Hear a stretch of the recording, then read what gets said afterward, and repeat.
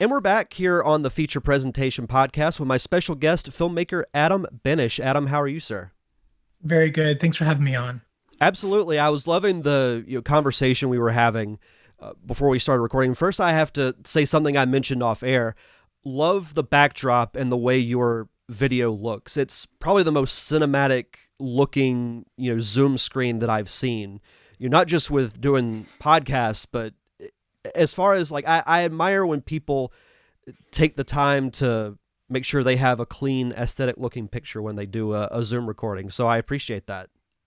Yeah, not a problem. It's from doing working in the film industry, especially during COVID, you do have to consider that aesthetic because we do have a lot of boardroom Zoom conversations. And it does go a long way when you're trying to convince somebody in another room your idea makes sense, that you look and sound great.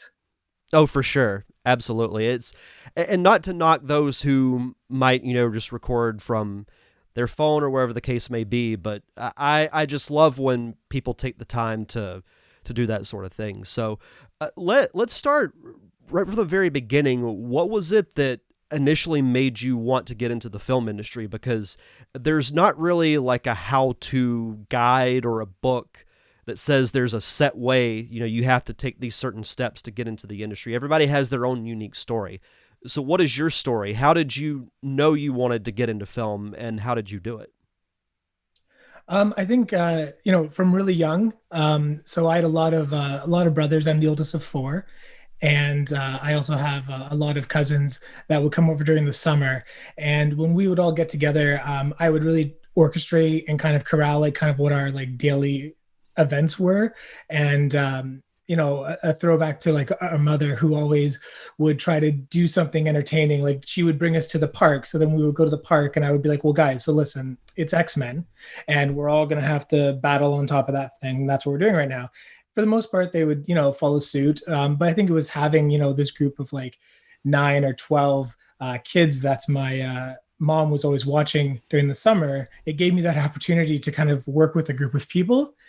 And then from there, just I think everyone, you get your love and your passion of film from watching just anything from Star Wars to horror to whatever.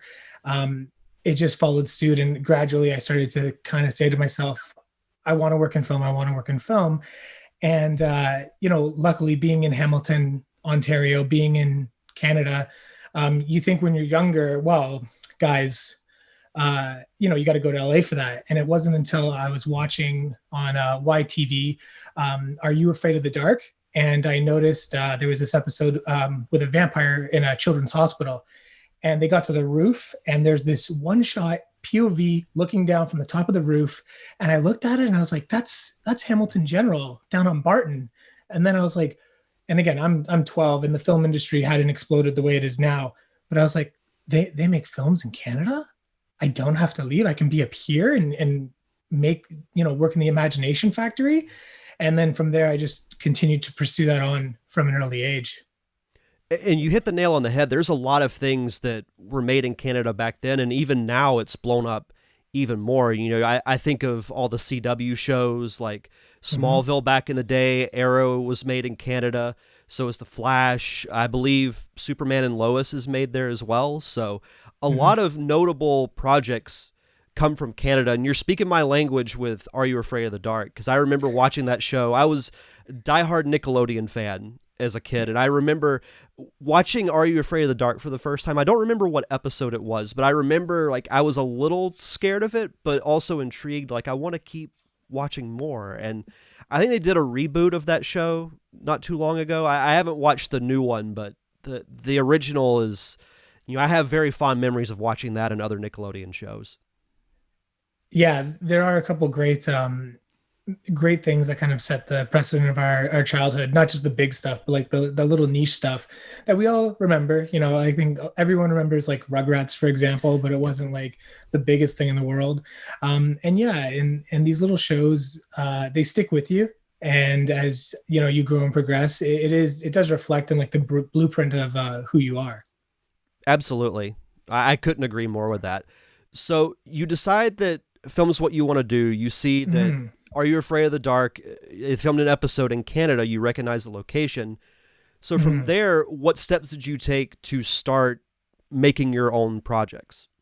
So I can proudly say at the age of 17, I became a background performer. And it was something that happened through my high school collegiate wrestling team. We were all brought out for a show called Strange Days at Blake Halsey High. And it was a wrestling episode. And we were all put on as a team. And they needed a referee because they didn't realize, or they didn't think that, oh, wait a minute, wrestling has a ref, the real stuff as well. And I was like, well, I know enough about, again, 17 years old. I'm like, I could fake it. And so I did. And they ended up voicing me over, which got me into ACTRA, which is our union, similar to your guys' SAG. And then from there, I would just start going out to different things. So Mean Girls, I did maybe 45 of the 60 days in a high school in Toronto. And that was one of the ones that was like a marquee moment. So I worked as a background performer during my high school ages, and then got into university. And after university, decided, okay, I'm going to join the DGC, the Directors Guild of Canada, and started working behind the camera, and ended up getting on. At this point, the Toronto film industry had grown so large due to the government putting funding in to build ourselves a Pinewood Studios, in addition to the tax credits that are handed out to films that come up here. By that point, I, started out as a PA, and my first couple of gigs, I was able to get, I had no idea what this show was, but it was a little movie called Spotlight. And I applied to be a production assistant and got on as the set PA. So, one of my first fondest memories was we were setting up a scene where Michael Keaton had to go have a conversation in a restaurant with Rachel McAdams, and they started him outside. And the first time they're like, okay, in action, they're like, he can't hear us. Okay, Adam, go outside. You're going to cue him. Go outside. First time, I'm like, and action. And then after the first couple, they're like, it's okay, he can take his own mark now. And I'm like, well, that's great, but I'm still going to do it. And I'm like, there's no way you're going to stop me from saying action to Batman, my favorite Batman. Exactly. Same. Yeah. That's awesome. Please continue. Oh yeah. And then just from there, and then right after that, I rolled into Suicide Squad, the first one. And specifically, I'd asked to be the PA that wrangled the squad themselves. So I got to manage all those individuals. Like, by manage, I mean just make sure that they knew what we were doing on set. Obviously, this team had, each cast member had their own assistants, and you just have to kind of coordinate with them so they know, what's up next, what scene we're doing. They have all their gear. They're ready for it. And at first, it was a real struggle because, you're very novice in the industry, like a lot of people are, because there's a lot of entry-level positions. And you go in and you're trying to tell, Margot Robbie and Jai Courtney and all these guys, it's time to go to set. And they don't listen to you. They're going to go to set when they want to go to set. And the one thing that they told me, the assistant directors, they said to me, bring Will last. Always bring Will last. And I'm like, oh, yeah, okay, that makes sense. First time it took me to get all these guys out, 15 minutes, everybody's like steaming and mad. And Will comes up to me and he's just like, hey, man, in the future, you tell me to go to set first. And I'm like, but he's like, just don't worry about it. Just tell me to go to set first. Next time around, I go up, Will, they're ready on set. The second that man stands up, everyone else is already getting their gear together and they're out the door because they know that, he is the number one. So there were so many other interesting stories about Will. I think he's one of the most generous and kind-hearted people on set. He provided the crew with so much, gifting, food trucks, all that. And he really made sure that we knew how much he cared about what we were doing to make something like Suicide Squad, which was, I think ended up being a 120-day shoot with a 60-day second unit attached to that, that's monstrous for film and television. And Will Smith is one of those people that you watch interviews he does and you see, he has that natural charisma that oozes through the camera, and you can see it back on the Fresh Prince of Bel-Air show that he did back in the 90s. But hearing Will Smith, the person, talk, you can see that genuine goodness from him. I say the same thing about Keanu Reeves as well. But yeah, that's, I won't say that's very surprising to hear that he was that generous, and it was great for him to kind of pull you aside and be like, hey, do this instead. And you're right, you think of the name Will Smith and it almost commands respect, not just in the industry, but to, fans like myself. And I'm sure, if he does something, the rest of the cast and crew is going to follow too. So that's fantastic. And I can't imagine much better, learning environment for you than to be on a project of that magnitude. Cause it's any DC film is huge, but that one was such a great cast that it had, like Will Smith, Margot Robbie, Jai Courtney. It had to have been an invaluable experience for you. Oh, yeah, so much. And, after I had gone to university, I studied theater and film, which was mostly like thesis and research based. The most I did was we directed a play in our fourth year. And so, not much filmmaking. And then I got into the like a Sheridan, like an advanced program. And when they came to hit me up for this 8-month course with a price tag of like $13,000 for 8 months, I was like, well, no, I don't want to do that. And I was like, but how else am I going to learn? And so I stepped away from it. I released my seat and I applied for the DGC. And I mean, learning hands-on is always going to be the best way to do it. And I'm so happy about the choices I made to get where I am now in the DGC, because it's, it's taught me so much that in the last 10 years, learning how to be an AD and breaking down the schedules and running the floor, then transitioned me into giving me the abilities and the tools I needed to make what I'm making now at the very small scale, because I'm able to take looking at this massive picture of what it takes to make such this extreme film and say, okay, well, how can we refine it? Because I only need, I don't need 2.5 hours with 57 casts. I need 10 minutes with 3 actors. And how can I make that interesting? And how can I do that? And what hustle can I bring to the table to complete that?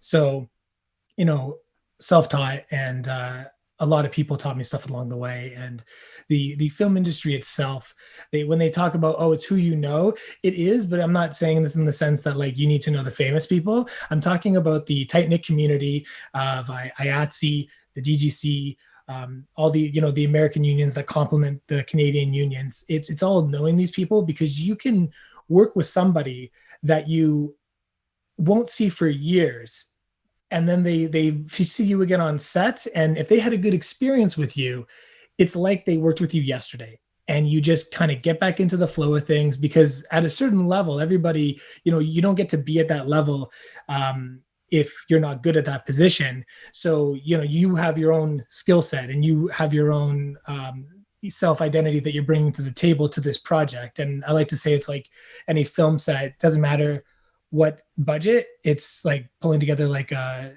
pickup game of hockey. You're just trying to see who's available, and okay, well, do we need, this show calls for heavy special effects, so we actually have to put a lot of money into the special effects of this show, meaning that maybe a certain department will not have as much money, meaning that you don't get as many skillful technicians. But you're still trying to find a balance all the time, because it needs to look good across the board with all the different departments. So it's it's definitely a very fun, it's a tight-knit family. Like the DGC in Ontario, we only have 1,300 members as of now, and that's nothing compared when you think of the general population of our province, which is a couple million. So it is very tight-knit. It's interesting because you speak to the closeness that you can develop with other crew members, actors, directors, whoever's on set, whether it's a short film and you're shooting for 2-3 days, or a big budget feature film where you're taking 3 to 4 months to shoot. In a way, it almost becomes like a summer camp in a way, because you get to know everyone fairly quickly, because you all come together, as you said, to make this project happen. And, the director of photography might be from somewhere completely different in the country or even in the world, but everyone bonds because they have this common goal of making this project happen. And that, because I admit I'm not very much of a sociable person, but that's what I love about the filmmaking industry is the collaboration, is everyone coming together to make the film happen.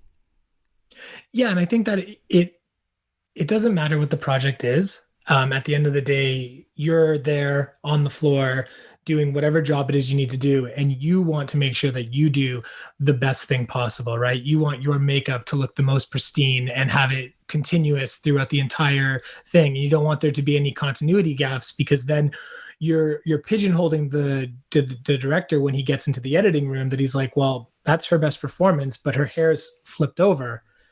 Well, that sucks, but I'm going to have to use it. And, people will notice that. And if you care, and well, not care, you put as much effort towards your job as you can, you're going to try to make sure that that doesn't happen. Along with, and that can be said for any other department, right? You want to make sure. And as for, what myself being an assistant director, our goal fundamentally is we strategize and we schedule. And the point of it is you give the director as much time as physically possible. And to do that, you have to make sure that this aligns with this and this aligns with that.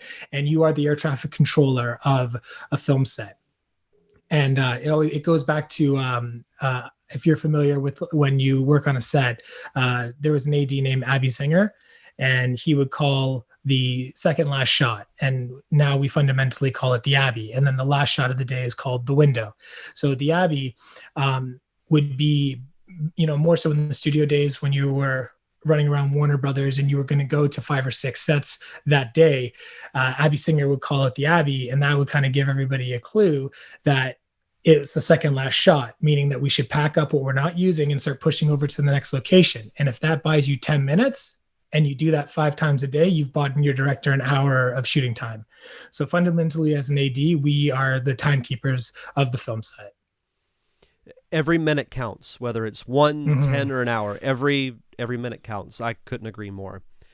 So talk to me a little bit about, because you sent me over 2 of your short films that you made, and I very much enjoyed both of them. The first one I want to talk about is Holdout. How did the idea of this film come about, and talk to me about the process of making it? The idea of Holdout came to me with a co-writer. His name is Michael Fonzi. We both went to university together, and he's currently working as a paramedic in Toronto.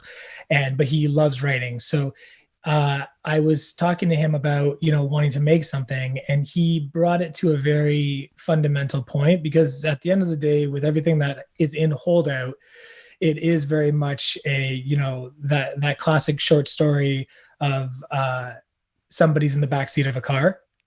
And so that's what we kind of took as a foundation of it.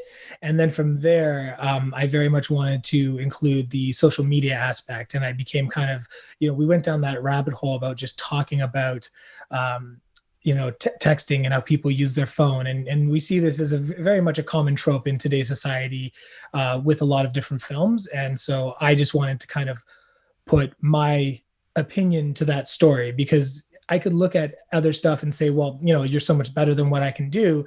However, at the end of the day, you're not my opinion of this subject.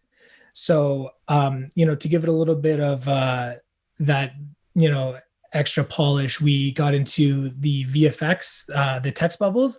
And that was something that once I started going down that road, it kind of helped. It gave me another layer to the film, which helped me infuse what I wanted to say, because those text bubbles, the VFX artist, his name's Sam McDonald, he actually made those text bubbles customized, that each bubble kind of has its own little movement when you watch it. And he worked so hard to give those text bubbles their own life, because they do a lot of the job telling the story.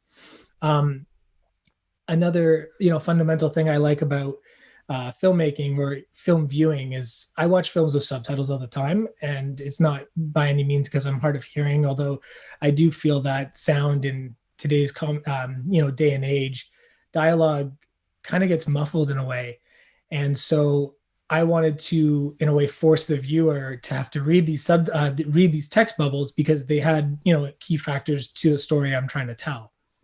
And, that being said, the last thing that really gave me my desire to make this is I wanted to make something that was suspenseful without being, gory or violent. And I wanted to build up with that suspense in the climax of the film. And so as a filmmaker, I looked at this project and kind of gave myself a checklist of things I want to do. And I said I wanted to do text bubbles because I've never done it. I wanted to shoot in some locations that I never shot before, like the coffee shop. And I wanted to work with kind of these key actors that I had met on film sets previously. And I'm like, man, like you're a really good actor. I'd like to do something with you. So a lot of these projects are done as an actor co-op project, which is fundamentally a way that a group of actor members come together and they can shoot something and have no cost involved because they all get a piece of ownership of the film. So, and then the last thing, obviously, the climax of the film is I wanted to be suspenseful with my musical score. And those are some of the key things to what made me want to make this movie. Well, you hit the nail on the head about the music. Music can really make or break a film. You can have something that's supposed to be suspenseful, but if the music doesn't fit, it turns it into something completely different. So the first thing I noticed about the movie, I love the inclusion of the text bubbles. I like when films use social media and you actually physically see the words on screen. Like with this, the text bubbles, I can think of the movie Chef as an example, where you see like a Twitter window pop up and you see the words being typed out in real time. Like I love that film is a visual medium. And yeah, it's words on a screen, but it's still a visual sense.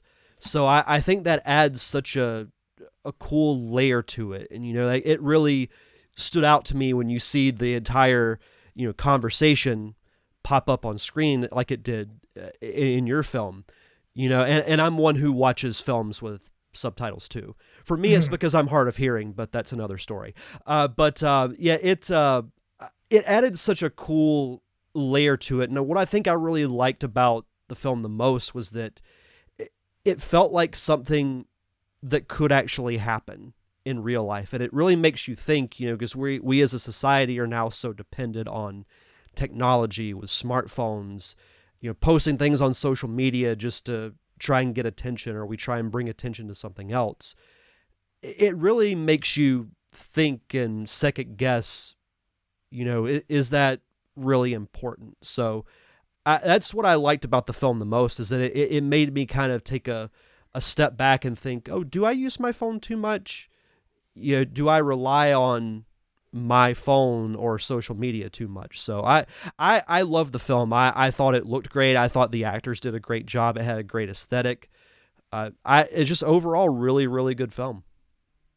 Thanks so much, man. And yeah, like when I was making it, one of the key things that I was going for is when I made it compared to when I got to see it in a theater, I was always thinking to myself, I want everyone to walk out of this theater, wherever it's going to end up, on their phones, because they had a little bit of FOMO watching it, and everyone kind of instinctively has to, go for the phone. And in October, it got to play at the Hamilton Film Festival, and fortunately, they did such a great job with it that I actually got there was probably about 150 people in like a 250 max single theater. So getting that feeling was pretty awesome. And walking out of the theater, I got to see a few people that were kind of on their phones. And whether or not I did that or not, I like to think like that was my goal with it. One of the goals is it's a cool thing to try to, sick on the audience, because at the end of the day, it's the relationship. Once I make all this and it's done, the follow-up is, I want to see how the audience receives it, because very much I have to kind of adjust to what they like and don't like. Because if it's something that they're not interested in, well, then me as a filmmaker isn't going to work out too long. You can only self-fund so much before, you realize nobody's interested in what you have to do. So watching what the audience's reaction is at some of these festivals that we've gotten into has been so it's priceless, because it gives me that knowledge that I need to know going forward as a filmmaker, to be like, how do I craft this to really capture the audience's attention, especially in today's day and age, with the fact that we are looking at stuff on a little screen. And, the attention span of people is, we're at seconds now, right? So if you can't grab them in 5-10 seconds, you don't have a chance. A funny story. After I watched the film, I didn't really look at my phone for probably close to an hour, maybe a little bit more than that, because I would be tempted to, but I'm like, you know what? I'm just gonna put it down and just kind of enjoy, watching TV or doing some cleaning around the house. It was a real a thinker in a sense. So it was really cool. It was really cool. It was one that I aspire to make a film like that, one that can keep the audience kind of guessing and anticipating what's going to happen next, while also making them think of their everyday habits, and kind of not necessarily question what they do, but just think of them to aspire a little bit better. So I loved it. I can't say enough good things about it. Thanks, man. I appreciate that a lot. So talk to me about your second film that you sent over, Generations Under Sail, and this was very different than Holdout. I watched Holdout first, then watched Generations Under Sail. Had a completely different feel, message, look. What was the inspiration behind this film? A lot of things. So I had an idea. So I come from I have a Polish background, and there's a place about 3 hours north of us called Koszube, or Wilno, and it's one of the first founding areas for Polish people in Canada. So that's where my grandparents come from. And then we came down to Hamilton, Toronto area to live. And I don't have a lot of that heritage in me anymore. Like, it was my grandmother was like the last one to speak Polish. And then with my my father's generation, it all kind of fell off. So when I met my wife, Maya, she is second generation Polish. Her brother was born in Poland, and her parents, they had to, escape communism from Poland in the early 80s. And it's just from telling me stories about Poland and talking about Poland, and hearing all this stuff. I also have a vast group of friends that are all first or second generation Polish. So it's a group of people that I'm very comfortable with. And I had this idea about making a story about a Polish Girl Scout, and Scouts in Poland is a very important piece of identity, because during World War II, the Polish Scouts were used to run messages underneath the sewer grates in Warsaw and stuff. So I had this idea about making a movie about a Polish Scout, a little girl, talking to her grandfather about immigration and going back to the old country. And then COVID happened, and I had just finished Holdout. I had done Holdout, and then I had been the first AD on a classic terrible Christmas movie. And then the lockdown happened, so I was able to edit Holdout during the beginning of the lockdown. I went into prep for another Christmas movie, and then as we were coming around to October, things were starting to alleviate. And a friend of mine who is Polish descent, his name is Hubert Palais, he brought me out to his boat in Hamilton, and we were sailing around, and I was like, oh my God, like, it's so beautiful out here. And, the landscape is so vast. And I'm like, you have so much control. You could make a movie on this boat in a heartbeat. And then we had gone under the Burlington lift bridge. Now, because it's a sailboat, it has to lift for you, and it lifts every hour on the hour. And that's something that can be seen in the trailer. And going underneath the lift bridge for the first time, it was so amazing to me. And I was like, it's epic that this giant structure has to lift because this little sailboat, want to go out into the lake. And so then I was like, okay, I can take the story of the little girl and the grandfather, and I can just put it on a boat, because by doing that, I can reduce the crew to a cameraman or a director of photography. His name's Dan Duguay, and him and I have been making films for the last 15 years together. He's always been my cinematographer and friend. The sound person, and the 2 actors or 3 actors, including the little girl. So I had this idea and I knew what I wanted to do. And then I was trying to figure out, well, how do I cast the grandfather? Because how do I control the boat? Because of, for how short this is, there's a lot of structure where we're sailing around. So I went to my father-in-law, and his name is Lucien Madzinski. And I had talked to him about this, and I was like, listen, I have this short story that I want to make, and I need somebody to play the grandfather, but more importantly, I need somebody who can navigate the boat while we're doing this. So we worked together, and he calls his granddaughter Mishka, which is what he calls his daughter. So I very fundamentally included these key pieces into the story so that he could flow with it very quickly, and give the performance that I needed to get out of him, which is why ultimately the conversation that between the two of them on the boat, I kept it to about a minute and a half because it just needed to be short and sweet. And then the girl who plays the granddaughter, her name is Stephanie. She was somebody that I met through Mandy.com, and she had the look. And then I was able to find somebody that matched the younger version of her. And from there, we just built this relationship where I would bring people into the project who I personally knew and knew had some sort of desire to help, tell this story and tell this story with me and for me. And so we ended up ultimately having a crew of maybe 15, 20 people that would, come when it was time for them to do something. And then we had it scaled down to the skeleton crew of 5 people, cast and crew. And so that is what gave me this ability to shoot this movie, because ultimately this movie wouldn't have been shot really any other way. And I'm truly grateful for all the crew members, including, my father-in-law, who I decided to have act for the first time at 76 years old.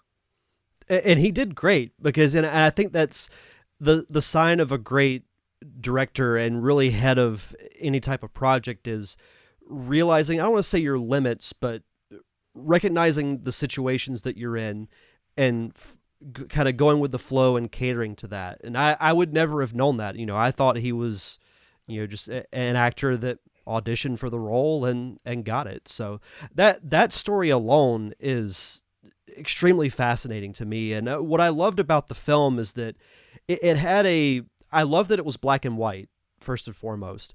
I'd like to get your thoughts on that in a second, but I love that it had kind of an elegant feel and an elegant flow to it. Like you could feel this intimate story about family and growing up and dealing with family traditions. And that makes me think of traditions that I had with my family as a kid.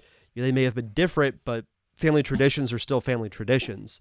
And then dealing with no longer doing those and how important they are, and realizing things like that. So it invoked a completely different feeling than Holdout did, but it was interesting because they were both very different stories, but I liked watching them together because they invoked different emotions and reactions for different reasons. So I love the kind of elegant feel that this film had. So I enjoyed it as well. Thank you so much. So yeah, in regards to it being black and white, my primary goal with this is that we shot this film over 5 days, and it was very minimal shooting. And when I was trying to discuss with again Dan, the cinematographer, about how we were going to do this, we were like, well, it's got to be all natural daylight. So there isn't a single light used to make this film. And we shot it when we shot it, but we did have to shoot it all throughout the day on 5 different days with, inclement weather, cloudy weather, a lot of sun. So by giving us the ability to go black and white, we were able to get a very strong color correction for a film that, normally I think wouldn't have cut as nicely. Because you're not able, whereas like, Holdout and a lot of other films, you have a key aesthetic that you're looking for. It's like, this is the look of our film. Well, our look for our film was, we shot what God gave us, literally. And I go back to when I was on going under the bridge for the first time with this sailboat, thinking how much control I had. And then, the first time that we went out on the water to record this conversation, we got so much chop on this sailboat, and we're talking a 26-foot sailboat. And I was like, I have no control. we're gonna let nature explain to us what we're allowed to do, and then we're gonna go with it. So it was knowing that we were gonna go black and white gave me some control in terms of what we were gonna do in post. And then just the flow of it. My other key component with this one is I was like, even though it's going to be, I wanted to do similar to Holdout. My, keynotes for this one was I want to do a movie on a sailboat. I want to do this film about this granddaughter and grandfather, which had been inside my brain, my body for so long. I was like, I need to get it out, because when you can get something that you're passionate about out and into the world and out of your body, it's such a rush. It's amazing. So that I wanted to do a black and white film. I wanted to do a foreign language film because I do not speak Polish. I can understand the dinner table conversation because I know who the people are, and I can tell by their mannerisms what they're trying to do. So I wanted to do a foreign language film for a language that I am not fluent in. And with that, what my mission was, is I'm going to keep the dialogue minimal, because the story that is being told here can be picked up by anybody. Because like you said, those key fundamentals of tradition, of generational knowledge, everybody has those. The ideas of immigration and, maybe going back to the old country or knowing where you came from. We're a world of immigrants in some way or another.